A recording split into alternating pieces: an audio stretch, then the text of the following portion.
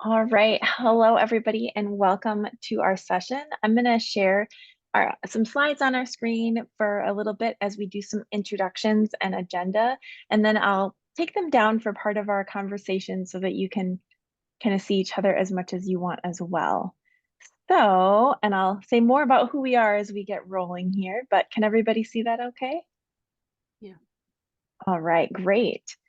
Thanks, everybody. We'll give it just a second here. My name is Stephanie Rollag Yoon. I'm excited to be here along with my colleagues, Staci Gilpin, Mary Rice, and Jana Bello Miller on our presentation titled Highlighting the Process Illuminating Creative Collective Creation of Open Pedagogy.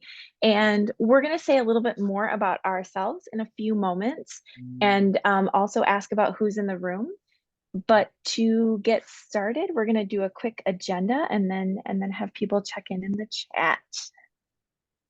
So we're doing a welcome right now. As I said, we're going to do some introductions. We're going to ask you to share who you are, and then we'll share a little bit about ourselves.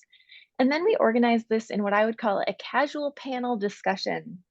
So Staci is going to moderate asking some questions, and the four of us will provide answers based on our experiences. And then from there, we'll open up conversation. Along the way, we really support conversation in the chat. So please let us know if you have any questions as we go. But to get started, I'm going to make us smaller here so you all can see this. We're wondering if in the chat you could type your context, and by that we mean what is bringing you to this session? So where are you? Or it could be a place that you work or something that's interesting about this title that has brought you to this particular session. And then also anything that comes to mind when you hear the word open pedagogy. So you can answer one or both of those, but just in the chat, we'd love to hear a little bit about what you're bringing to the session, both in terms of where you are and in terms of what comes to your mind.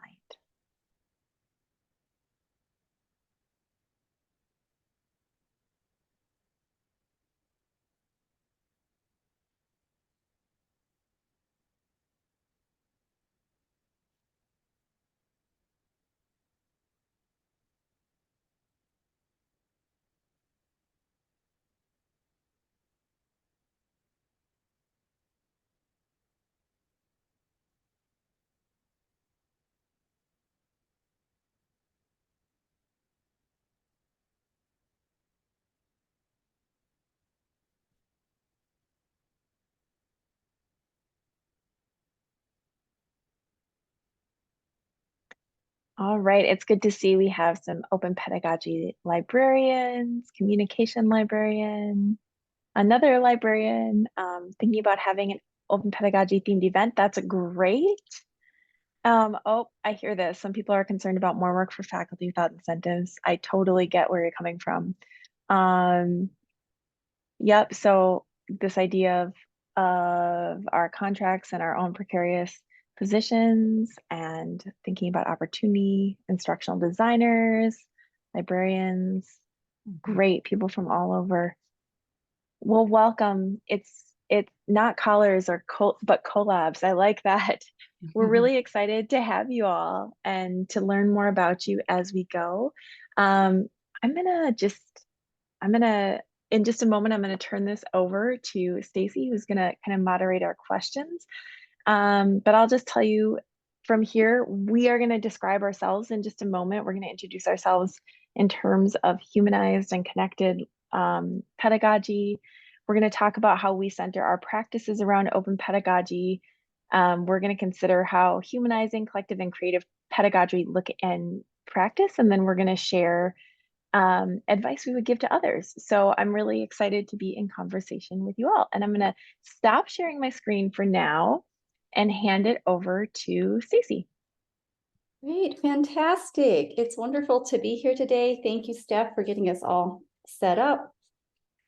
So I'm going to start off. I'll be doing just like our casual panel today. I'll be doing the moderating and things like that. So we're going to start off with telling you a little bit more, us as panel, about ourselves. And so, Steph, I think you're up first for this one. How would you describe yourself in humanized and connected terms? All right, thank you. So it's me again, I guess. So I'm jumping in. Yes, as I said, my name is Stephanie Rollag Yoon.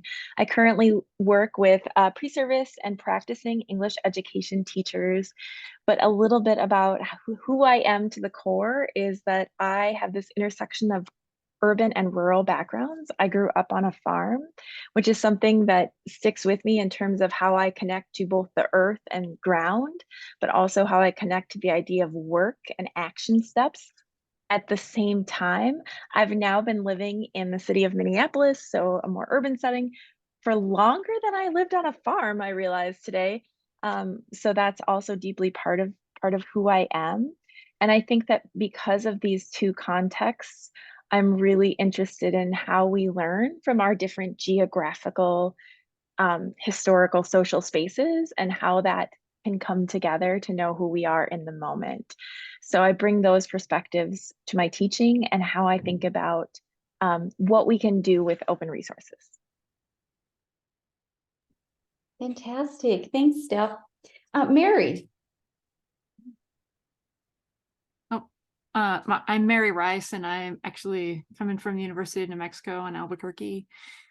So I'm in the Southwest right now. I don't know if anybody else is in the Southwest or around there is either, but around there as well. But I'm originally from Oregon, and not the tree part of Oregon, but but 2/3 of Oregon is actually high desert, and I am from the high desert part of Oregon that is actually closer to Boise, Idaho than really any other large city in Oregon. And I got my PhD in Kansas, and then I came out here to Albuquerque. And so I have this sense of myself as like sort of a borderland person, and trying to make sense of what it means to be in those borderlands and those border spaces, is like growing up along the Snake River and the border between Idaho and Oregon, and what does that really mean? And then also going to the University of Kansas, that's actually right between Missouri and Kansas. And there's Kansas City, Kansas, and Kansas City, Missouri, and they call it KCK and KCMO. And you wouldn't necessarily expect it, but there's actually are big differences socially and politically in those spaces. And then now living in these border spaces. And when I originally got here to New Mexico, politically we were more of a purple state, is how people described it. And then increasingly, like, politically, it's been difficult to like think about that and maintain that. And then my work in digital literacies has always been about kind of the ways in which people navigate and negotiate roles and responsibilities in serving particularly children who have been identified with, or who people are trying to identify with disabilities, and the way in which those roles get passed back and forth in bordering between, do I have a disability, or do I not, or do we just need to make these spaces more accommodating and accessible? So I'm glad to be here today. Fantastic, Mary. Thank you. Jana, would you be ready to share how you would describe yourself in humanized and connected terms? Yeah, hi everyone. I'm Jana Bello Miller.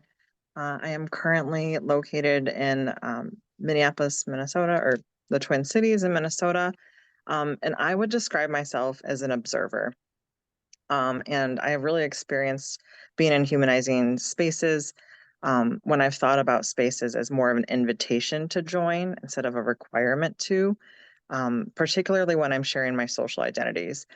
So I identify as a Korean American cisgender adoptee who grew up in rural spaces and a working class background. In that space, I love the memories that I have of the physicality of the work that I did with my family growing up. We spent a lot of time using collaborations around like physically constructing things together. My dad was a contractor, so a lot of the work we did was in building. Having an idea and having a plan about what we wanted to create. He did houses, but also tile and mosaic work. And then having to work together to come up with a plan and use the different strengths of the team to figure out how to create and construct the ideas that were in our heads.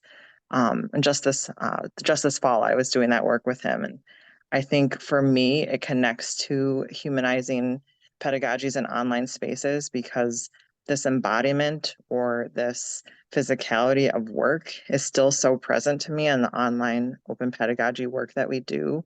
In particular, as I was mentioning with thinking about the story of doing tile with my family, like right where we have this idea of doing a backsplash or creating a mosaic, and if something breaks or it doesn't fit, like there's something about coming together to problem solve, and to not give up and to see something we might not have imagined from the beginning that has been really helpful for me in thinking about collaborative creative learning spaces. So it's nice to be with you. Thanks, Jana. What I love about this prompt is we've done it with this group a couple times, and every time, like I learn a little something new about each person. So wonderful. My name is Staci Gilpin. I use pronouns she, hers, and I'm currently I teach at the University of Wisconsin Superior. I teach graduate special education teachers, future teachers. And then I also teach a data science course and a research course at the University of North Dakota. And then I also write OER materials. I've done that at a community college, and I continue to do that work. In addition to open pedagogy within all sorts of different classes that I teach. I'm a proud Schnauzer mom. I live in Duluth, Minnesota with my husband of 24 years. My husband is not here, so you won't hear him, but you might hear my Schnauzer. Just a warning. My roots stretch back to the farmlands of Northwest Iowa, where my journey began amidst the open fields and close-knit community values. The geographic sort of tapestry of my life from rural Iowa to Minnesota has been both a canvas of beauty and a barrier to access in many respects. Access to cultural richness, educational opportunities, and then just a diverse range of sports and activities. And for years, I harbored a dream to delve into research and aspire to earn a PhD. Yet the constraints of location and a deep-seated unwillingness for me to uproot my family again really seemed to narrow that path. It was a dream that I felt increasingly it was out of reach, and a space where I struggled to fit my aspirations into the confines of my reality. And I think I'm from the farm, and I'm kind of stubborn with my work ethic and things. So I wasn't going to give up, but I was getting close. And just as I was on the cusp of setting aside the dream, I encountered a transformative approach to education that really rekindled my hope. The University of North Dakota extended a lifeline offering to accommodate my educational pursuit in an online capacity. And they went a step further with providing me some funding. So with their support and a renewed sense of purpose, I didn't just persevere, I flourished. And it was a gesture that spoke volumes, really embodying a truly humanizing approach to learning and growth that's still with me today. So now that we have got to know the people that are here with us, and thank you for joining us, and we shared a little bit about ourselves, we're going to kind of go into more of the questions that I think you probably really came here for today. So our kind of second question has to do with how do we center our open pedagogy practices as they relate to our commitments? And Steph, you're up first with that, and Mary's on deck. Yes, and this question is kind of going to come out in everything that we're going to talk about today. But for me, the example that came to mind was about having a chance for students to really reflect about what open pedagogy is throughout their process and to reflexively respond to that. So the example that came to my mind when I was thinking about how open pedagogy illuminates what I believe about pedagogy was that I had students who were they were practicing teachers going back for their master's degree, and they were creating open sources, open pedagogy assignments. They could do a vlog, a blog, or podcast, or something else, but most of them did those choices, and they were sharing them out with the world and really trying to hone this idea of how do they share the knowledge that they brought in their experience and that they were learning. But what became really important in that class is that they had small groups where they were continually checking in on their process with each other. And what they told me at the end of the class, and there's some writing coming out about this here soon as well, is that it wasn't so much about this thing that they were creating. It was this idea that they had a community where they could process what it meant to create something both together, but then also on their own, and how that built their confidence in this idea that they had something to say, that they didn't just have to consume knowledge about this topic that they were living, but that they could collaborate, support each other, and really hone in and articulate their ideas clearly because they were doing it in a way that was trying to share with the world and they had that support. So I think it just, for me, highlighted the importance of collaboration, of flexibility, of making it responsive to the moment. They got to write in response to what they were experiencing, and then really giving them that space to reflect along the way. Wonderful. Thanks, Steph. Mary, what do you have to add? Yeah, well, I am very excited because I appreciate the opportunity to think about to OERs at our institution. We're trying to do a bunch of various initiatives, and we actually just got $2.1 million worth of funding from the Department of Education to do a very big OER project. And so, yeah, we're like, wow. So I think they only picked 5 schools or something for our particular initiative. And we actually were trying to choose we put together a team that actually went across multiple disciplines. And so a lot of them are like physicists and biologists and people like that. And then the project that I wanted to work on specifically was about teaching writing with undergraduate students. And ever since I came to UNM, I got assigned this LLS 430 class about teaching writing. And it's been really hard to find textbooks that I think are appropriate for the students that we have here in the Southwest. And I always thought, well, I think we can probably do this. I think it actually, we probably have, some pretty good knowledge and understanding laying within us, in our context in order to do it. And I'd even done a book with practicing teachers in the community, and it's called Luminous Literacies, where I just went around and we kind of had teachers write chapters and highlight that. But, the book came out and it's like $100 and like, couldn't really do any of the things that I wanted with it. And so then I thought, well, we'll do a decolonial kind of project where I want it to be about the decolonization of writing practices, for teachers and teacher education, but I also want it to be that. And so,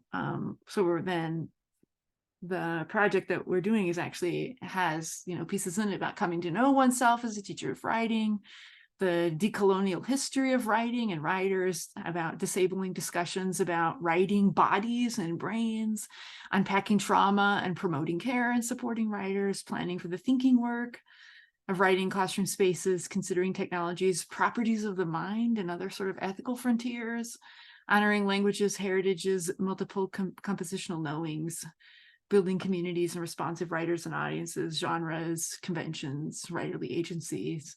And then even these topics such as thinking about like what it means to assess, writing in an open manner, particularly when you're under these kind of pressures. And then what about living pedagogies of sustainability in teaching writing? So, and there's some good resources to draw on already, and for different things like that. So such as Virginia's Who's Here has some good thoughts about assessment and open pedagogy. And so, but very excited to get started on that. But that's the big project right now. So. Thanks, Mary, for sharing that. That's exciting. Wow, congratulations. So now we're going to move into another question, another kind of topic area, and they all build off one another, and I think are similar in their own ways. So our next question is, how does humanizing, collective, and creative open pedagogy look in practice? And from our previous presentations and things we've done, especially Steph and I, we've noticed practitioners really hungry for like to hear our kind of think aloud about how we pull this all together, how we make it happen. Mary, you're up first on this. Do you want to take a break? And perhaps Jana? Maybe. Yeah, John. Okay. Are you okay with that, Jana? Yeah. Hi, yeah, I just had to find my button to unmute, sorry. Yeah, I'd be happy to share just a little context. So I am the co-director of the elementary teacher education program, and this year I am delighted to be in community with a cohort of BIPOC teacher scholars. And so these are pre-service teachers of color who are taking coursework together, who are in schools with mentor in-service teachers of color and supported by university supervisors of color. And one of our kind of grounding foundations and norms is really thinking about the way that we are co-constructing this living curriculum together, of what it means to be teacher, what it means to be student, and what learning together looks like. And so just one example that I have that we've done is actually like a reflective practice for me, where we have reflection. Reflection is so important in teaching our pre-service teachers and thinking about what authentic reflection looks like. And so in many ways, we can talk and share with the students of like, here are ways that you can have choice in reflecting. You can um, write a creative writing piece, do a spoken word, create a video.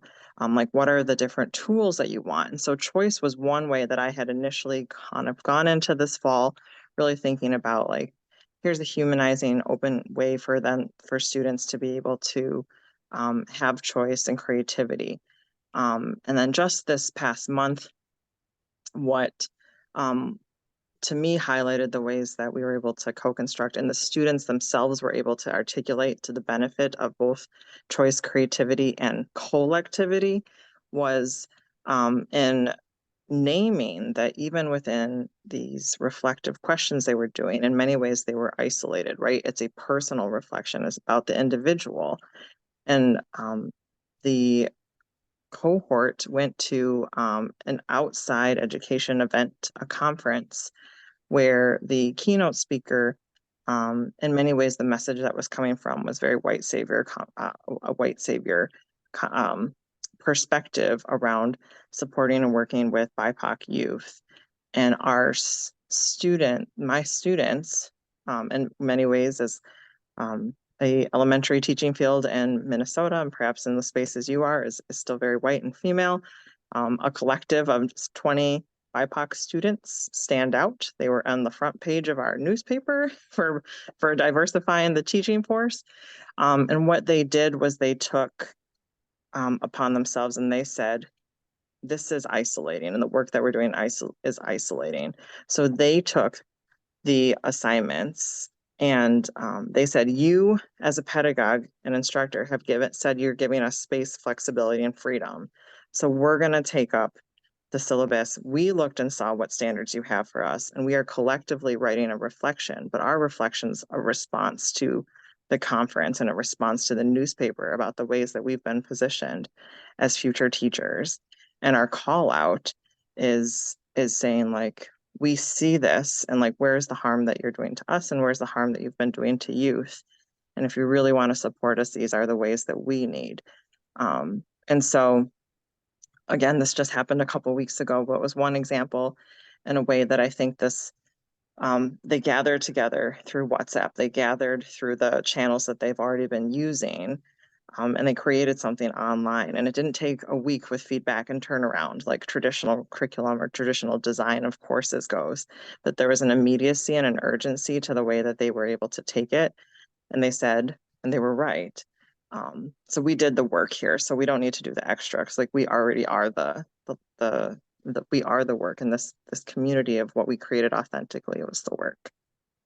And so it's been really great to see the way that they've kind of shifted what they've done to make meaning together. Jana, so it sounds like you, as the instructor for the class, had to kind of step, I don't know, I'm not going to say this probably the right way, but kind of gives students space to kind of go with the course. And I think the thing that people will say is, well, how did you make that happen? Like logistically, all of a sudden, like you're teaching this class and you're going to go a different direction with it.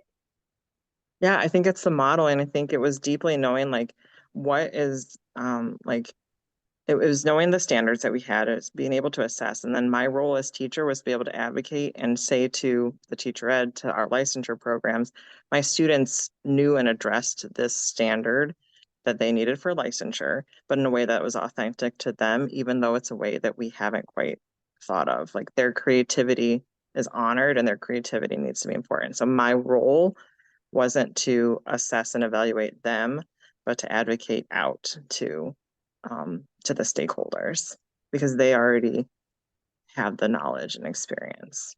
I just needed to get out of the way. Yeah, fantastic. I think you've coined the term hands off that we talk about a lot, hands off teaching. So thanks, Jana. Mary, should I go next, even though? Whatever works best for you. Okay, give you a little bit of more of a break. And I don't have a dog barking right now. Yeah, good idea then. Yeah, I gotta take it when I can. So I come to this space with a lens on exploring the transformative landscape of open pedagogy within online learning, a realm where digital tools, relationships, and student interests really converge to create a dynamic learning environment. Is kind of my context and kind of what I'm always striving to through my research and my teaching and things, figure out how can we make this happen? How can we make it better? And so I've come to this space with open pedagogy, thinking about social connections, which Steph and I, in a piece that's coming out soon with another colleague, really start to push on that a little bit more, and how open pedagogy can support student persistence in ways we might not have thought about before. But it's really about empowering students to break free from conventional educational structures, kind of like Jana talked about, that otherwise might limit their engagement. And so integrating real world experiences and encouraging the public sharing of work, we create more engaged, student-centered and accessible experiences, regardless of the modality. Students become active participants. And so what I really think about as I'm designing my open pedagogy assignments and talking also with my future teachers about it is it's really a bold departure from traditional education's banking model, where knowledge is deposited into students. Instead, it fosters a collaborative, co-creative process where students and instructors learn from each other, and students are empowered to take an active role in their education. Now, I think sometimes instructors aren't comfortable with that because we tend to model and do in our practices what we've experienced. But that's why I think it's all the more important, especially we're working with, future teachers, but future, whatever we're working with, is to provide like alternate other experiences to kind of shift that kind of norm. So I want to, I couldn't really decide what I wanted to share. And Steph and I have been doing interviews with undergraduate students all around the United States for a study.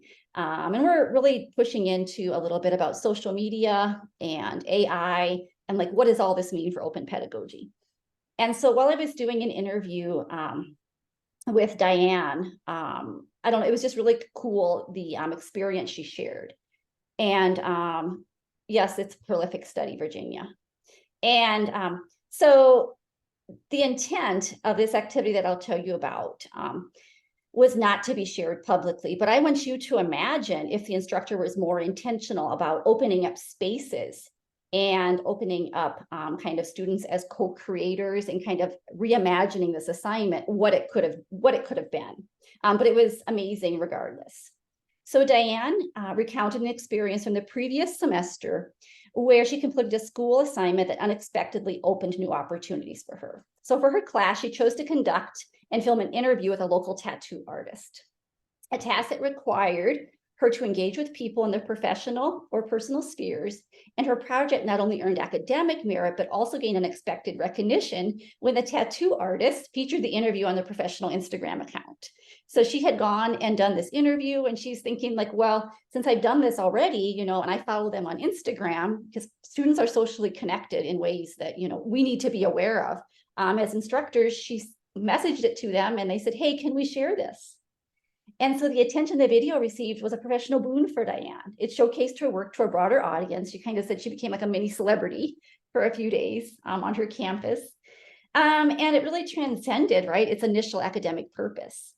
And her interaction with the artist left a memorable imprint for her. Not only was her work appreciated, but she did get an actual memorable imprint because she got a free tattoo. So Diane's story just really illustrates, right, how a simple class assignment can extend beyond its educational intent. By sharing the documentary with a tattoo artist just out of courtesy, she inadvertently secured a public showing of her work. And the act of this sharing led her to recognition on social media and on her campus and fostered new professional connections. So really just highlighting how academic projects can sometimes lead to real world opportunities. And as instructors thinking about how we can provide space for students and provide them with the loose structures and guidance so that they can navigate making this happen. So Mary, do you have a little bit to share?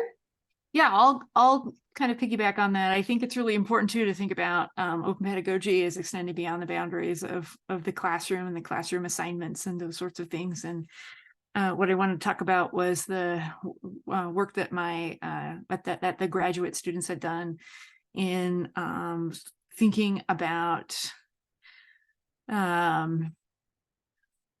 all of the different news sites and different things available, and considering these issues with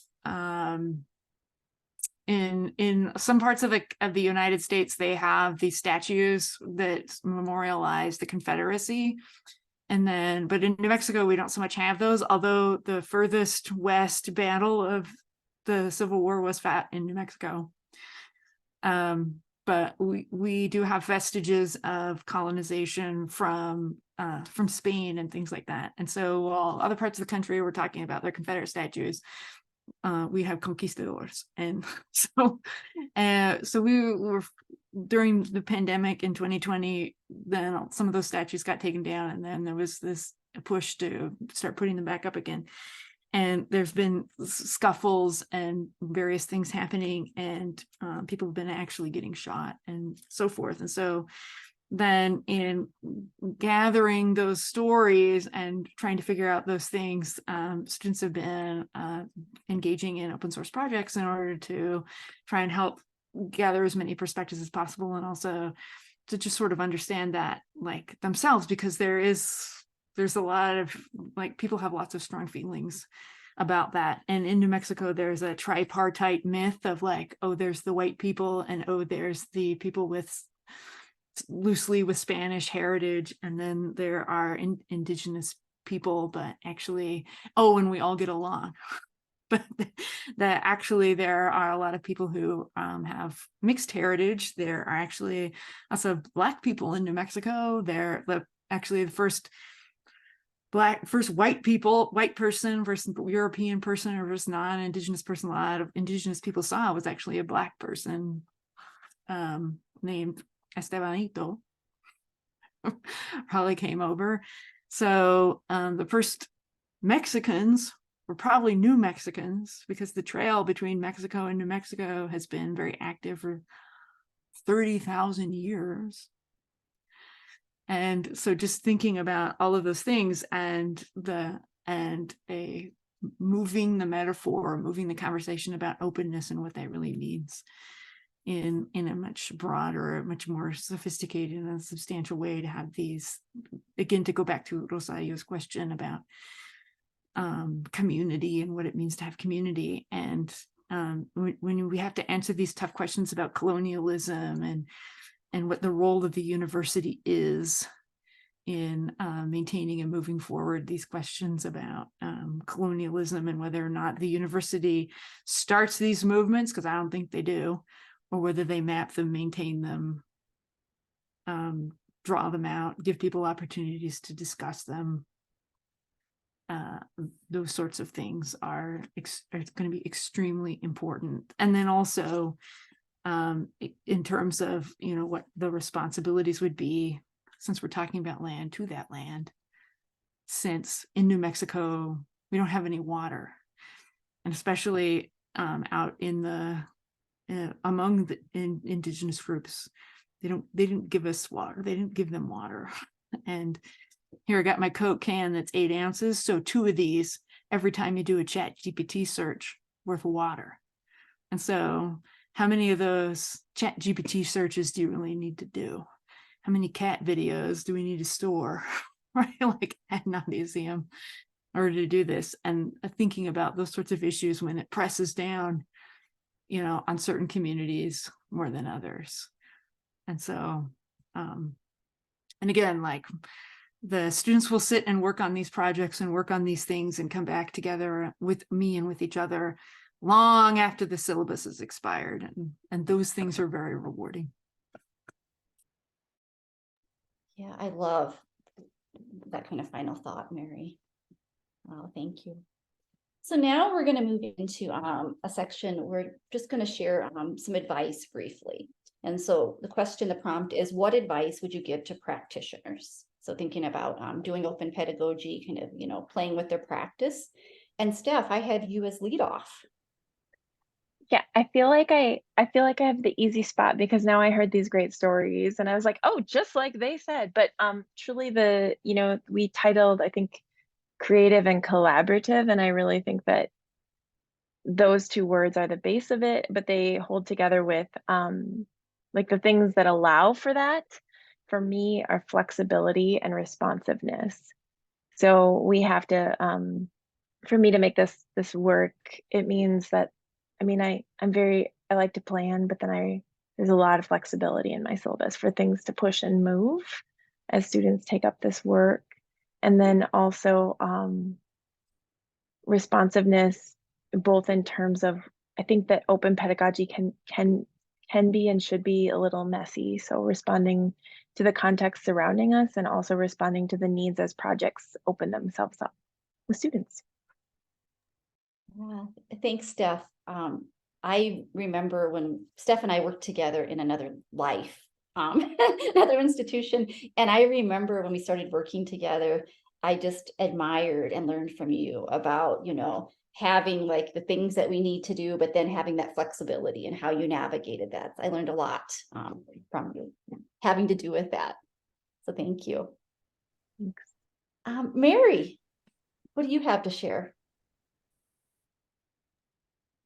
So, well, I appreciate all, you know, these thoughts about being able to be flexible and how, like, especially when we're trying to, you know, move off of these ways of thinking that are vertical, right? So we're trying to teach your students about sort of post-human ways of thinking or come from a Deleuzian perspective. You know, I always tell my students, I'm like, so we've got these trees, right? And we've paid too much attention to the top of the tree, right? Where it's very organized and, you know, this, and we need to go down to the bottom of the tree where the rhizome is, right? So, because that's the horizontality of it. And we need to think more in those ways. And I actually had a student write me today who was a former junior high student, because I used to teach junior high, and says, well, I just really want to be an expert in something. And they're trying to decide if we're going to get a PhD. And I said, well, I didn't decide to get a PhD because I wanted to be an expert in something. I decided to get a PhD because I wanted to be able to build a community of people who are interested in thinking about the same kinds of things I was interested in thinking about. And what you have to realize is my students, whether they're undergraduates or master's students or doctoral students, like, they usually need some help with writing from me. And sometimes I understand a little bit about how to navigate the academy, but I'm not smarter than they are. And the experiences that they have and the things that they bring, like, are actually often a lot better than what I can bring. And so in order to really make the open pedagogy movement go, I think we really have to, like, get ourselves in on the right part of thinking about the tree. And we've got to leave that top part in the wind, and we've got to start thinking about the horizontality of it.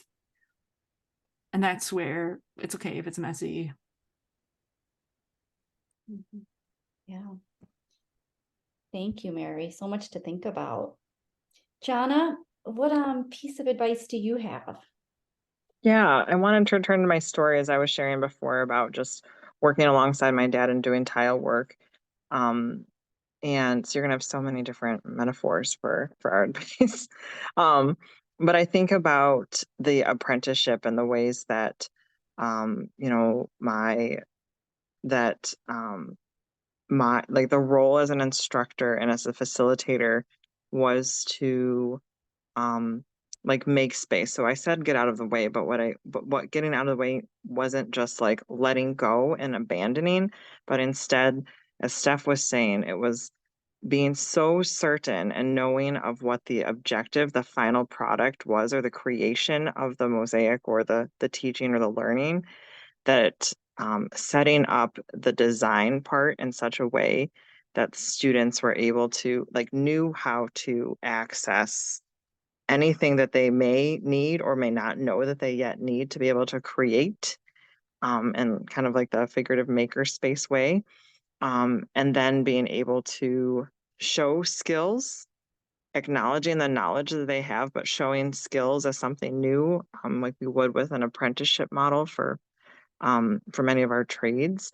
And then being able to show up consistently to give that feedback of like, I'm working alongside of you, but without the intention that at the end your product looks just like mine, but I'm working alongside of you so that through these little steps of scaffolding, you are able to create something today or in this semester with me, or in this way, the students who are creating a piece out for the students.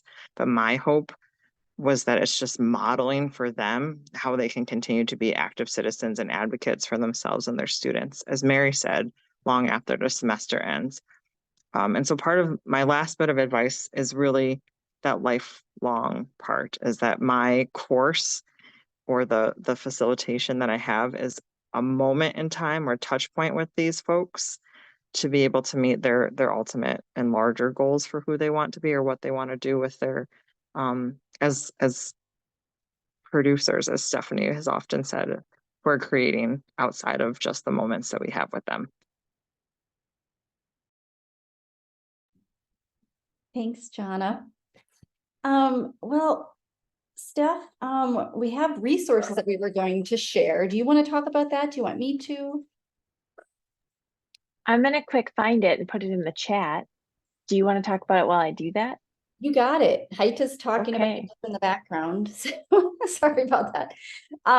So the link that Steph is going to put in the chat is linked to a Google Doc. And we put together some resources that we have found helpful on our journey as we're exploring open pedagogy and always thinking about how we can improve our practice.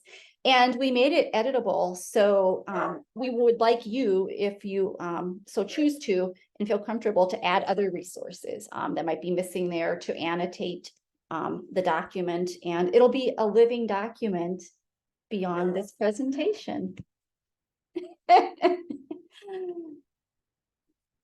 And with that, Steph, I think we're going to open it up to questions, right? Yes. And so feel free, you can, take the mic, you can, type it in the chat, whatever works.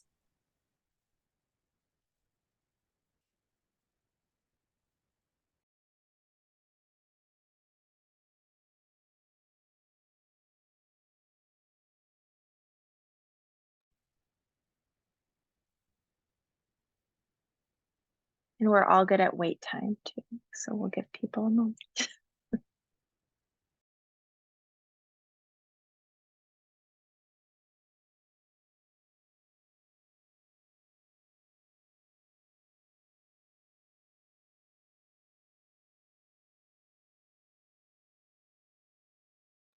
I see one in the chat. Emily says, my question is around institutional leadership, chairs, deans. How do they receive your open pedagogy work with students? I can say something quick if that's helpful. I will just say one, I do think that, well, at my current institution, I think that people are excited about open pedagogy right now, or at least in theory are excited about open pedagogy. So when I talk about it, people are excited about it. And then I do think there's a certain layer of like, I have a really supportive chair right now, but I also think there's a certain layer of like, I know I did say in theory, but I also think there's a certain layer of like Jana was kind of talking about being the advocate for your students. I think that that's part of it too. Um, is that we are advocates for the work that they're doing and setting it up in a way like I'm going to say too, Jana said, like, we know the standards, we know the objectives we have to meet and can show that and can name those along the way. So I haven't had trouble with that. Yeah. Well, I come from the way that I was raised as an academic is that you should choose your students, and even if you have to look stupid, right, or even if you have to look bad or incompetent or whatever, sometimes in front of your colleagues, and I get like that, that's a somewhat, it's easier for me as a manifestation of privilege, right, because I'm white, and like some of those other things like help me like be able to look stupid and still be okay in some ways. But I guarantee you I do occasionally, like often actually, just even today I looked stupid. So I did a dissertation defense, and what happened is I told the student had some issues with the dissertation, and I talked to them and their advisor prior to try and clear them up before they did the formal presentation beforehand. And so then when I got to the dissertation, then I had fewer comments to make. And so then like fewer questions to ask because I'd already asked them. And so then I tried to just make a couple of comments just to be supportive. And then the supervisor cut me off and said, well, don't you have a question? So then I was like, fine. And didn't recognize that at all as like trying to be like humane and supportive, and it's choosing them. And so then, oh well, right, so I guess you just have to like have egg on your face constantly about when you're trying to be a person that orients towards that. And OER has been that kind of experience for me where you try and choose them and you try and let them do the things that they need to do in order to make their lives go and things like that. And you aren't always well thought of for it, or your colleagues will discover it and it's a brilliant idea, but when you were trying to do it, it was dumb. Like I have those kinds of experiences constantly.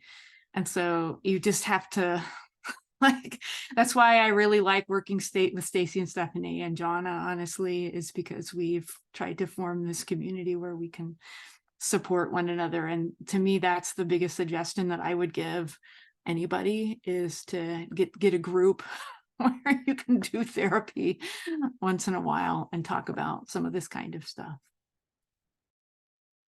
And I'd add to that, I would, if you aren't collaborating with a resource librarian or some sort of library staff on your campus, they can be a great ally.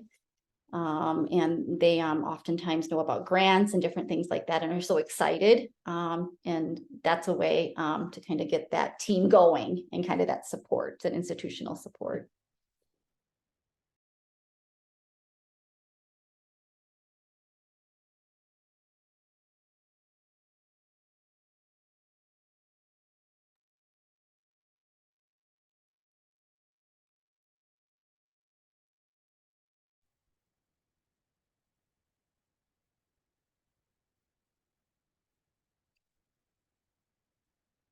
And I think we just have a couple. Oh, there's another question here. It says, in your experience, how many variations of digital pedagogy have you encountered, and what obstacles and what obstacles does it mean when different groups or individuals conceive of open pedagogy as something different?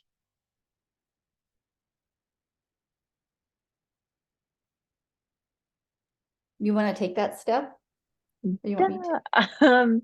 I can say a little bit. So I will just say it's something that Staci and I wrote about, because I'll be honest that when we were first talking about open pedagogy, there were definitely things that I was like, this reminds me of this about connected learning, and this reminds me of this about critical digital pedagogy, and this reminds me of this about like critical writing pedagogy. So I think that there are when I hear digital pedagogy, there are variations, and Mary can probably speak to this as well about what that means. And so I will just say that like Staci and I had to come when we first started writing about open pedagogy, and I think like Mary and Jana would be on the same sort of what we cued in. We sort of came up with our own sense of like, this is what it means to us when we're talking about it. And we're just going to put words around it so that like, and I know that there are like more official people than us to say that, but we pulled on the research to say, here's how we're looking at it in this particular moment. I'll kick Yeah. it to you all. Yeah, I mean, just to kind of reiterate what Steph said, we've done a lot of research on open pedagogy, and in order to share our research with others, we really had to, in our minds, make it clear about what it was, like what, and yet the way Steph and I are in our kind of our practice as teachers is it had to be flexible and fluid. It couldn't be, I'm sorry. But anyway, we have in our article that we shared in the resources where we kind of explained it like from our lens. And I think the thing that that we've had to let go of sometimes is a Creative Commons licensing is, I don't mean let go of it, that we're not going to talk about it, but there's some people in the open pedagogy world, researchers, that like, that's something that's very important and key. And that's important to us, but it's not like a deal breaker, if that makes sense.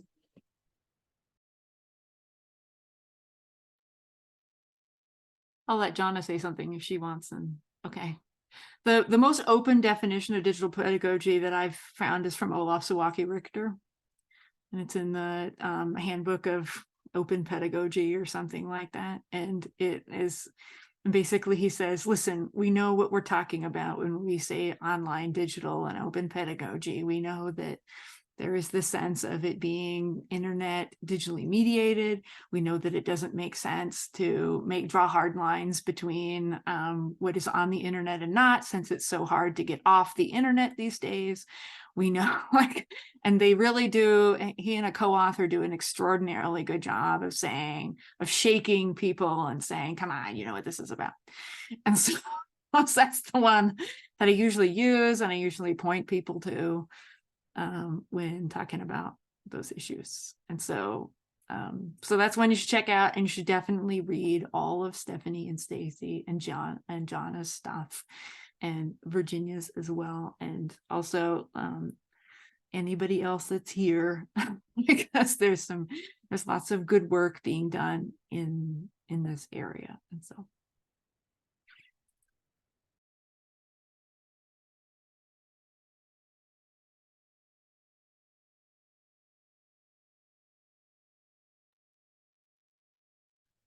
Thanks everybody for being here.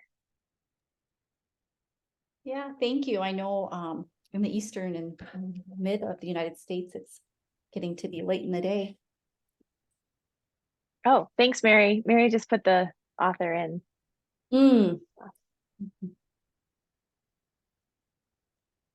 yeah, I was very impressed with how many folks turned out to the session. So I appreciate all of you, and please feel free to contact us. And yeah.